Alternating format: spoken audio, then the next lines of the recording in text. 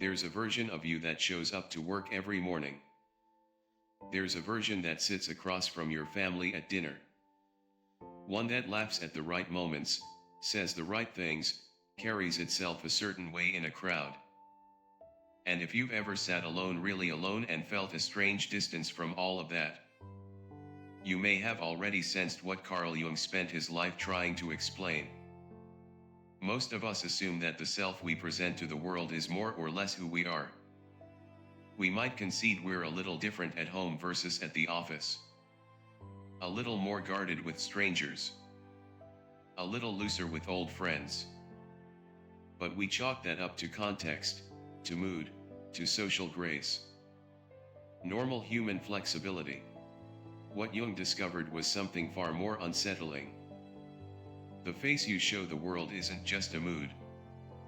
It's a construction. Carefully built over years, often without your conscious awareness, shaped by what was rewarded, what was punished, what kept you safe. Jung called it the persona. And by the end of this, you may find it difficult to look in the mirror the same way again. Carl Jung was a Swiss psychiatrist who lived from 1875 to 1961, and what made him different from nearly everyone else in his field was this: he wasn't just interested in what was wrong with people. He was interested in what was possible for them. While Freud mapped the basement of the human mind, Jung drew the entire house, including the doors most people never open. He wrote extensively about the unconscious, about archetypes, about the strange symbolic language of dreams. But one of his most grounded, most immediately recognizable ideas was the concept of the persona, the psychological mask every human being creates to navigate social life. He didn't invent the word. He borrowed it from ancient theater. In Greek and Roman drama, actors wore physical masks called personae. The word itself derives from the Latin personare, to sound through. The mask was the voice. It was the character. The actor behind it was, in a sense, irrelevant to the audience. What mattered was the role. Jung thought that was a remarkably accurate description of ordinary human social life. The persona begins forming earlier than most of us realize. A child discovers, before they can articulate it, that certain behaviors produce warmth and others produce distance. Crying gets attention in the crib. But eventually crying gets you told to stop. Anger might be acceptable for boys in some households, forbidden in others. Sensitivity might be celebrated in one family and quietly mocked in another. Ambition, softness, humor, assertiveness, each one earns its own invisible verdict from the people around you. And you adapt. Because you have to. Children are entirely dependent on their caregivers, and on a biological level, belonging feels like survival. So the mask isn't vanity. It's wisdom.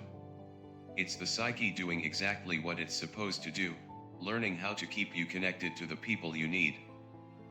By the time school arrives, the persona is already in negotiation with a wider audience. There are classmates to impress, teachers to appease, social hierarchies to read. The child who was once just himself at home becomes a student, a friend, a rival, each a slightly different configuration of the self.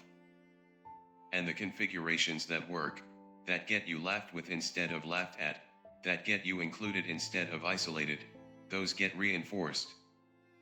The ones that don't, quietly get buried. Then comes adolescence, which is really the persona's great workshop. This is where most people consciously construct an identity for the first time, and where most people, without knowing it, confuse that identity with themselves. By adulthood, the persona has usually hardened into something remarkably efficient.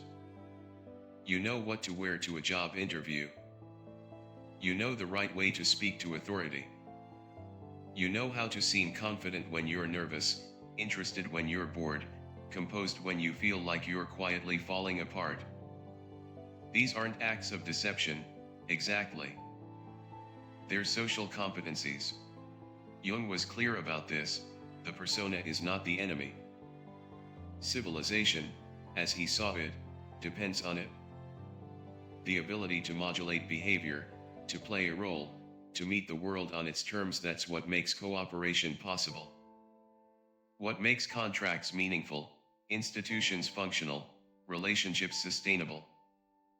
Without some version of the persona, human society as we know it doesn't exist. The doctor needs a certain presence in the room, whether she slept well or not. The teacher has to hold the classroom together even when his own life is in chaos. The father has to be steady for his children on the days when steadiness is the last thing he feels. These are not signs of fakeness. They're signs of maturity, of care, of responsibility. The problem, and this is where Jung gets genuinely important, is not the persona itself.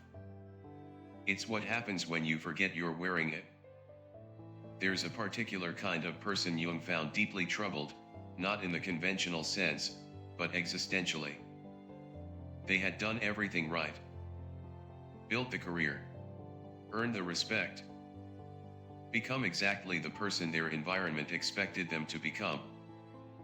And somewhere in the middle of all of that success, they had lost the thread back to themselves. They weren't lying to the world. They had simply become the lie. Jung described this as identification with the persona. It happens gradually, almost imperceptibly.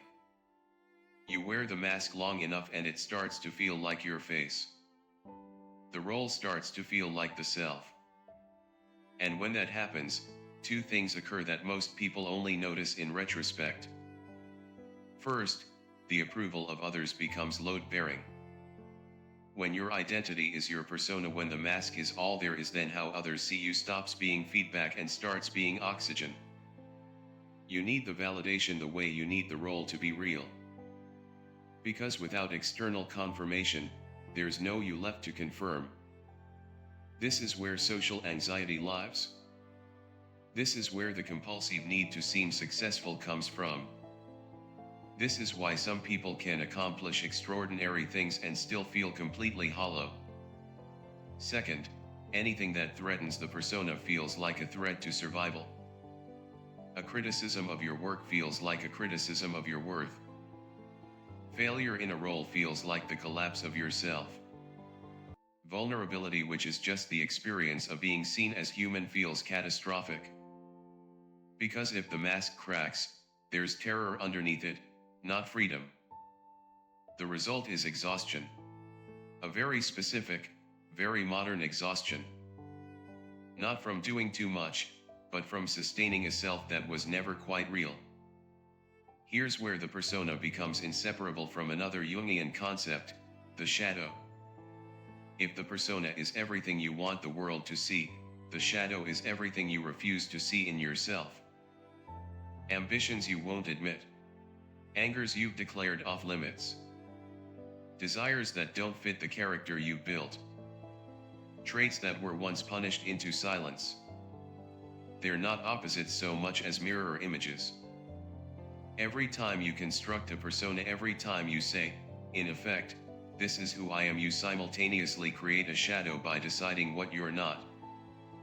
The professional who prides himself on composure has a shadow thick with repressed rage. The caregiver who sees herself as selfless is often carrying a shadow of resentment she can't acknowledge.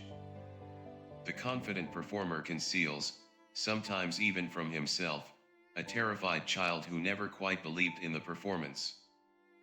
The persona and the shadow are in constant conversation.